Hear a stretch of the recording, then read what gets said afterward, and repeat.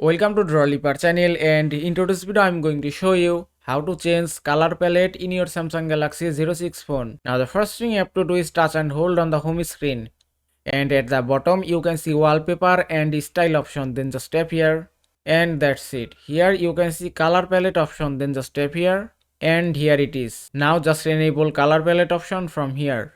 Now from here you can change your color palette. Here you can see two options, wallpaper colors and basic colors. If you tap on wallpaper colors, then you can choose any color palette as you like. You can also set basic colors from here and you can choose any color as you like. Now if you tap here, if you want to apply this color palette, just tap here, then tap on apply and give it a moment and it's done. Now just go back and that's it. You can see color palette has been changed successfully. And that is how you can change color palette in your Samsung Galaxy A06 phone. I hope this video was helpful. If it was, please give it a thumbs up and don't forget to subscribe.